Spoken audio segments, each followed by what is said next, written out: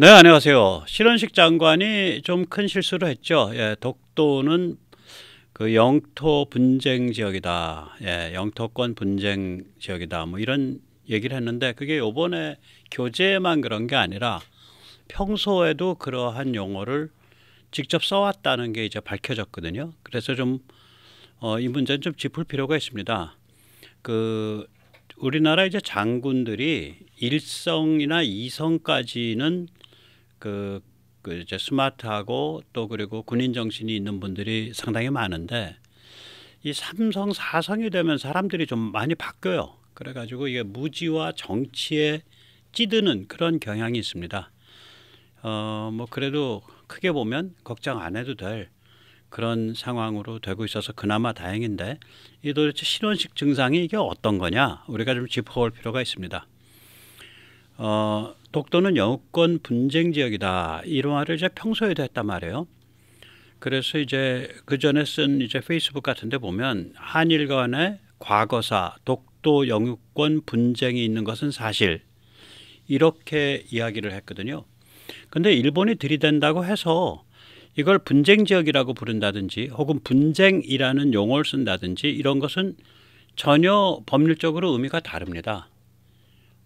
살인을 두고서 예를 들어서 사망에 이르게 했다. 뭐 이러면 좀 얘기가 다르잖아요. 그런 거랑 좀 비슷해요. 말하자면 일본의 전략은 뭐냐면 영유권 분쟁 지역이니까 유엔사나 ICJ 국제사법재판소 International Court of Justice 거기로 가자 이 소리예요.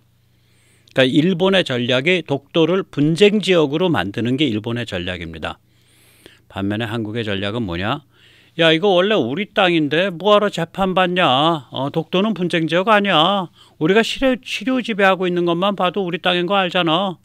너희 뭔 소리야? 이게 한국의 입장이에요. 그러니까 거기 분쟁이 있다. 그래서 분쟁 지역이다. 이런 상식적인 얘기가 아니라고 이게. 그러니까 신 장관이 공부를 안 해가지고 이걸 분쟁이 있으니까 분쟁 지역이다. 우리 상식적인 언어에서는 그거 일종의 분쟁 아니에요. 둘 사이에. 그런데 이게 국제법적으로는 이걸 분쟁이라고 부르는 순간 그러니까 영토 도발이에요. 상대방은 분쟁이 아니라. 그리고 독도는 우리 영토고. 그러니까 분쟁 지역이나 분쟁이라는 용어를 쓰면 영토에 대한 그렇게 되면 이제 국제사법재판소로 가게 되거든요. 그건 우리한테 절대로 유리하지 않습니다. 우리는 그러니까 우리 영토니까 우리 영토 가지고 다시 재판소 갈 일 있냐 이거죠. 그런 의미에서 유리하지 않다고요. 그래서 그냥 깔고 올라타서 우리 영토인데 예. 뭐 너 저기 그거 있으면 덤벼와 임마 깡다고 있으면 이러고서 버티는 거예요 이게. 그리고 이제 이 중국 문제가 해결되고 북한이 자유화될 때까지는 일본도 우리를 못 덤벼요. 근데 북한이 자유화되고 나면 한국 국력이 한 따따블로 튀기 때문에 그땐 또 못 덤벼. 그래서 그냥 버티면 되는 거예요 이거. 그래서 이건 신 장관이 그 영토에 관해서 분쟁, 영토에 관한 분쟁, 또 영토에 관한 분쟁 지역 이 단어가 뭔지를 실감을 못하고 그냥 내질른 거라 무지한 거죠. 그래서 이런 증상들이 근데 상당히 많이 있어요. 그 우리 삼성 사성 출신들 또 삼성 사성 장군들한테. 그래서 이걸 오늘 좀 이렇게 좀 통렬하게 짚어볼 필요가 있습니다. 먼저 세뇌 탈출 자유구독료 부탁 말씀 올립니다. 아시다시피 세뇌 탈출은 광고가 잘 붙지 않습니다. 붙더라도 천천히 붙는 경향이 있죠.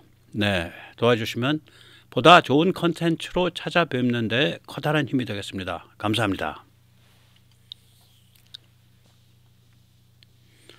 이제 근본적인 문제는 뭐냐면 이 삼성 사성 장군들 거의 대부분이 신원식 증상 혹은 유사 감염 증상을 좀 보입니다. 제가 이제 요즘의 장군들 중에 제일 좋아하는 장군이 김관진 장군하고 최차교 장군이거든요. 이 두 양반은 이제 KF-21을 이제 그 쌍발 4.5세대 진화형 4.5세대 쌍발로 가는 것을 결정한 사람들이에요. 그거 할 때 총대를 맨 사람들입니다.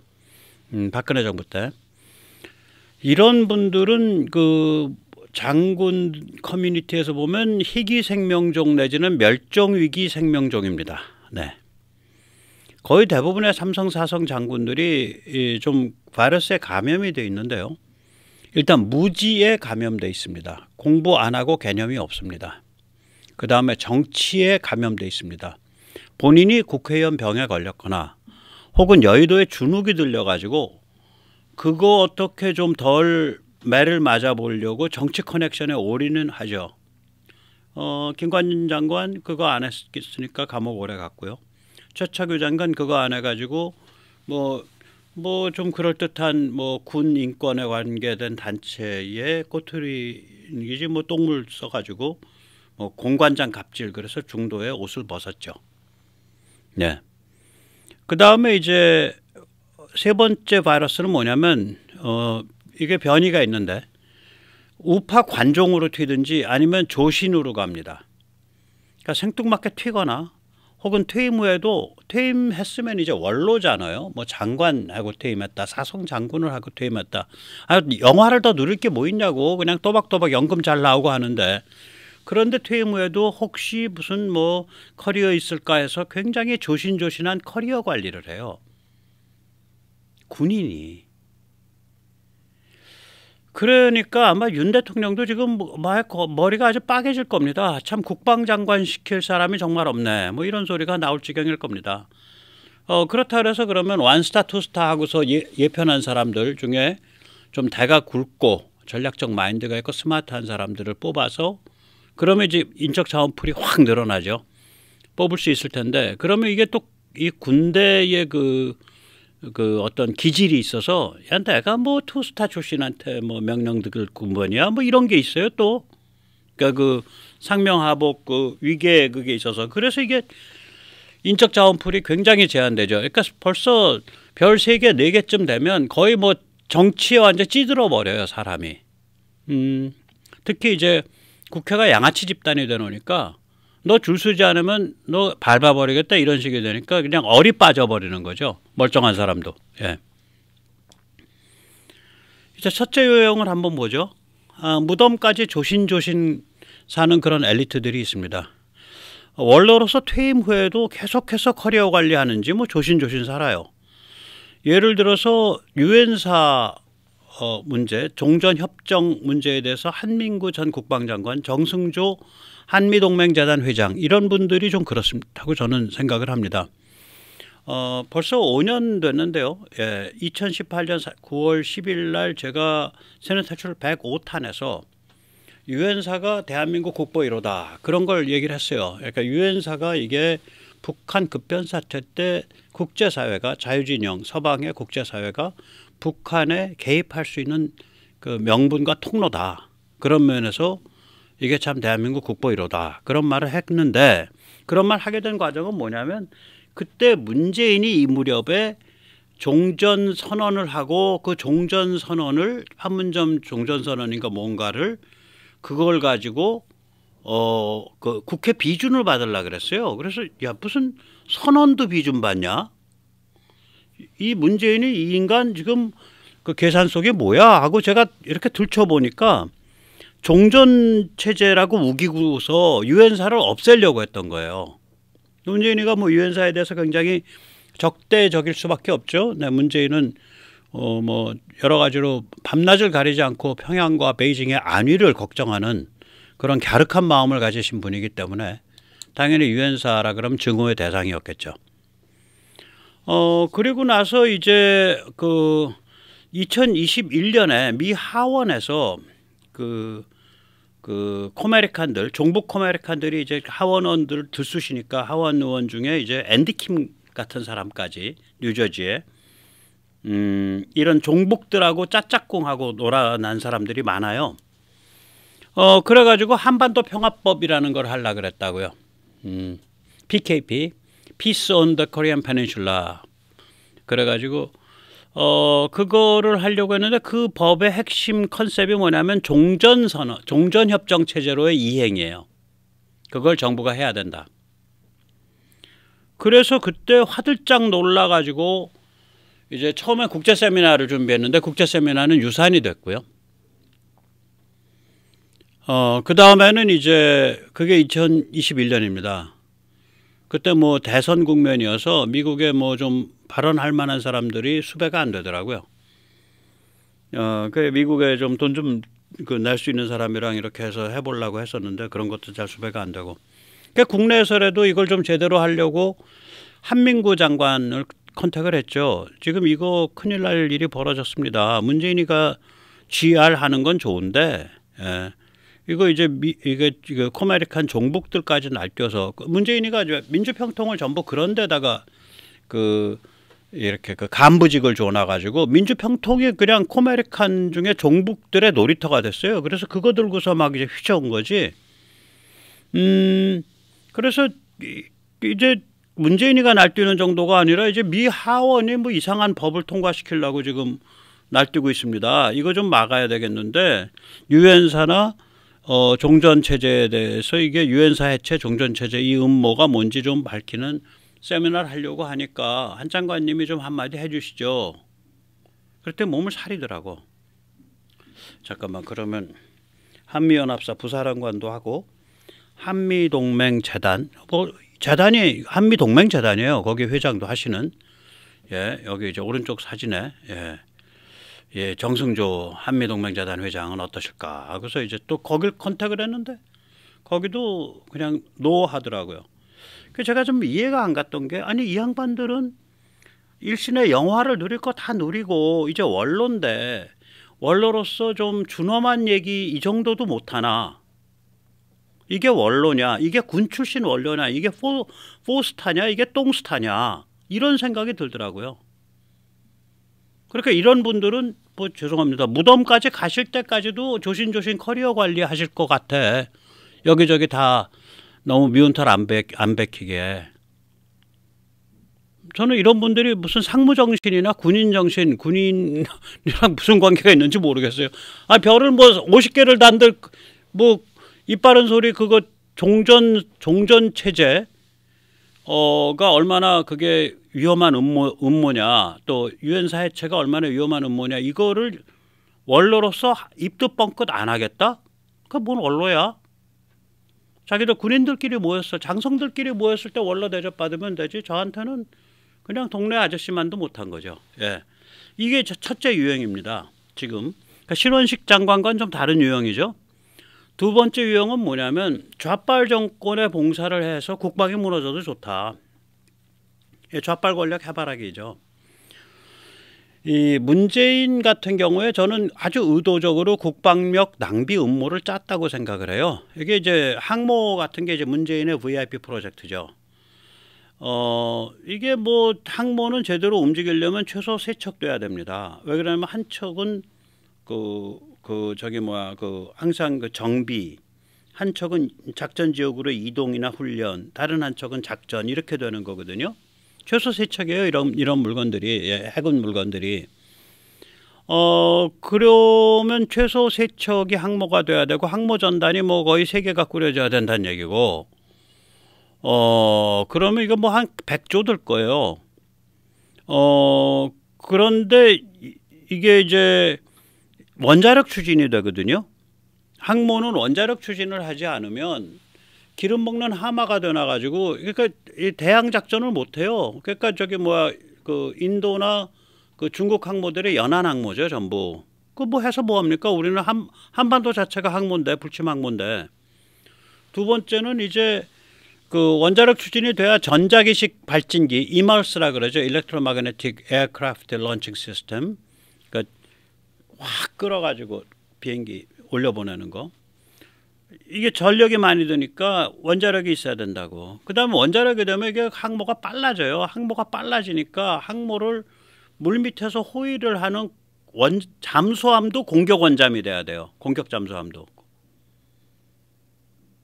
그러면 항모 세대에 잠수함 한 9척에 그것만 해도 벌써 백값만 뭐 글쎄요, 한 6, 70조 나오겠네. 백값만 6, 70조 더 나오겠다.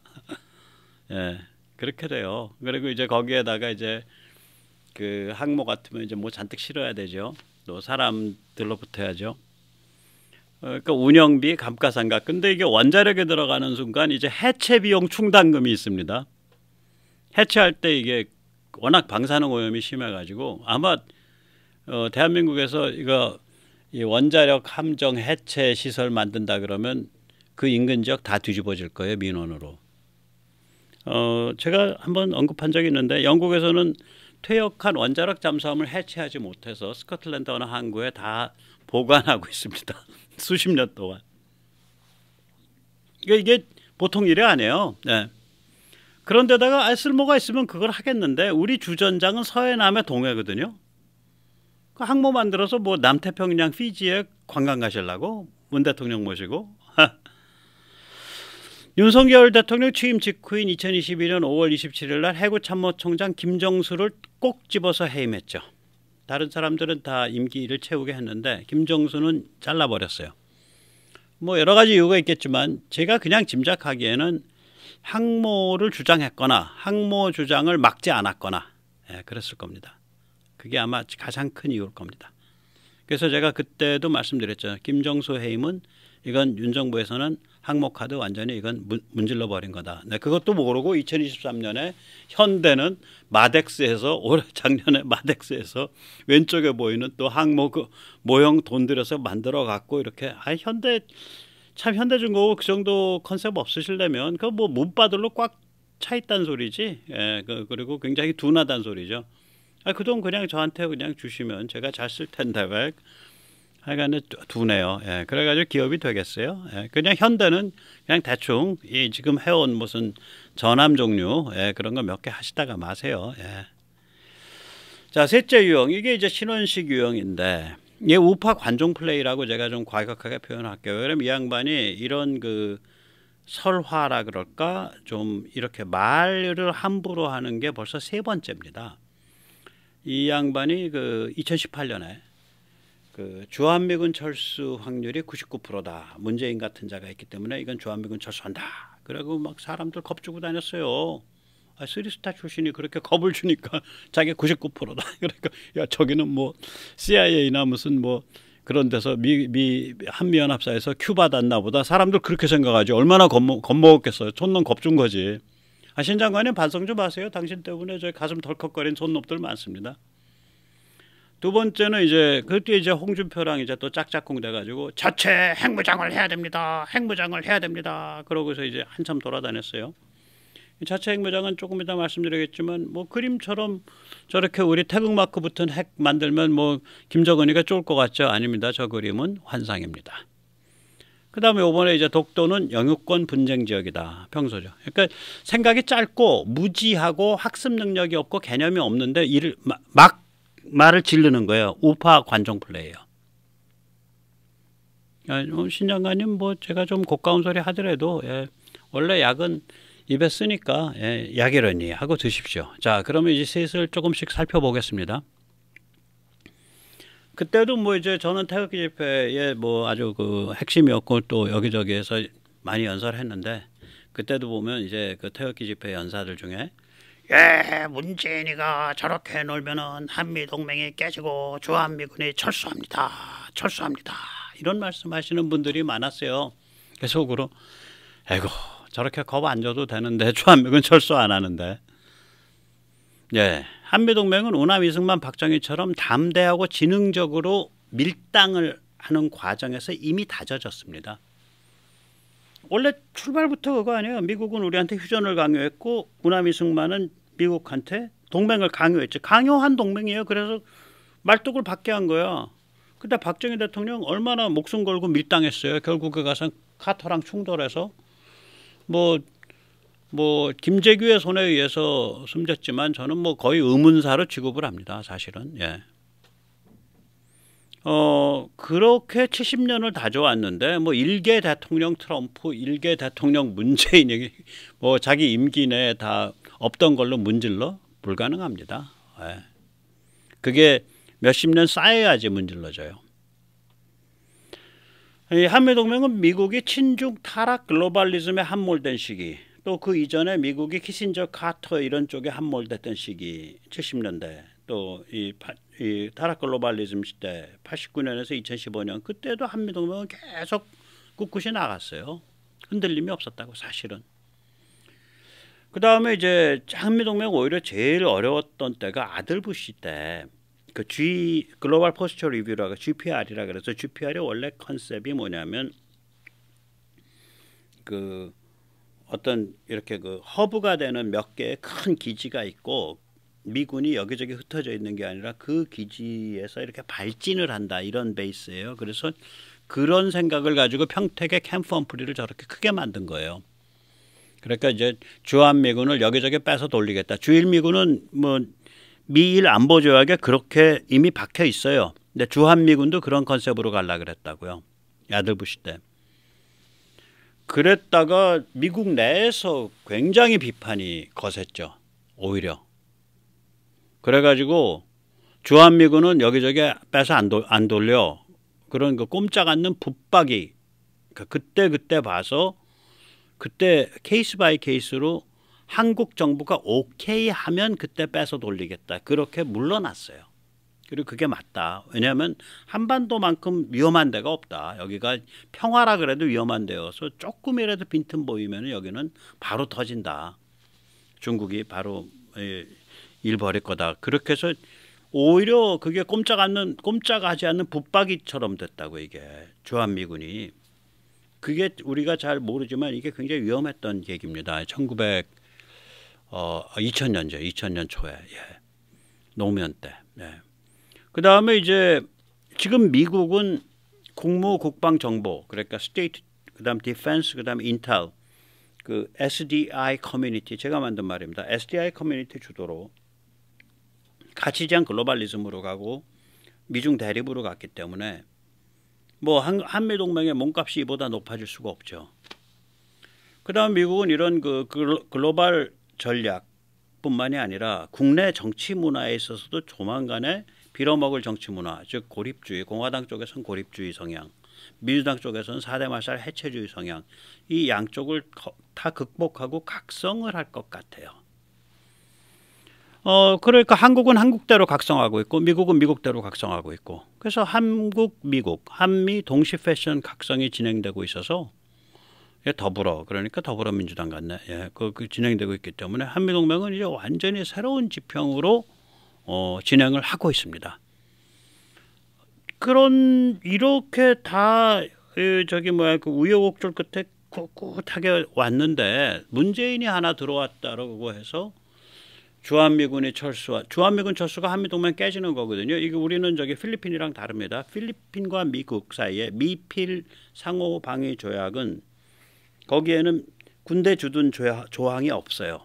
그래서 필리핀이 좌경화되고 한때 민주화가 너무 도가 지나쳐갖고 그러면서 필리핀이 미국한테 아주 굴욕적으로 야 너희 수빅만 사용료 더 내놔 너희 클라크 공군기지 사용료 더 내놔 이 깡짜 부리다가 미국이 야 그럼 뭐 그러고 있으냐 조잡하게 야 급하면 네가 급하지 내가 급하냐고 미국이 그 좋은 그 수빅만 해군기지 클라크 미 공군기지를 방을 빼버렸잖아요.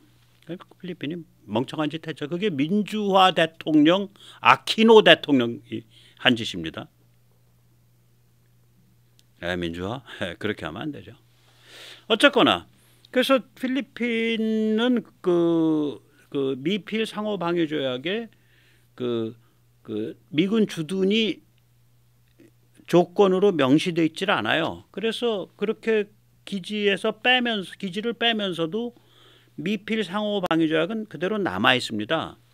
반면에 이 한미 상호 방위 조약은 그 조약 안에 미군 주둔이 그냥 상수로 박혀 있어요. 그러니까 주한미군이 철수된다는 얘기는 한미 동맹이 깨진다는 소리야. 그러니까 신원식이 그 당시에 얘기한 게 뭐냐면은 결국은 주한미군 철수하고 문재인 때문에 주한미군 철수하고 한미동맹 깨집니다. 이런 얘기하니까 아니 문재인을 무슨 전지전능한 하나님 같은 존재로 띄워준 거예요. 사실은 저게 아주 위험한 부정확한 선동을 한 거예요. 그래서 기겁을 했다고 그때. 아니 그냥 열받은 일반 시민 출신의 나라를 걱정하는 열혈이 마이크 잡고서 문재인이 저 어쩌고 저쩌고 저 뭐 같은 자가 대통령을 하는 바람에 이제 한미동맹이 손상이 가고 이제 주한미군까지 철수하게 생겼습니다. 뭐 이런다든지 어떤 정치 목사가 차라리 주한미군이 철수돼서 한국이 재앙을 맞이해서 정신을 차려야 됩니다. 뭐 이랬으면 제가 그런 분 있어요. 누구라고 얘기는 안 할게요. 제가 인정을 하겠는데 아니 뭐 저 사람들이야 그러겠지. 아니 장군 출신이 저러니까 그것도 스리스타나 되는 사람이 주변 사람들이 얼마나 겁을 먹었겠어요. 그래서 야, 저 사람은 손놈 겁주는 게 인생 취미냐. 제가 그때도 그랬어요. 예.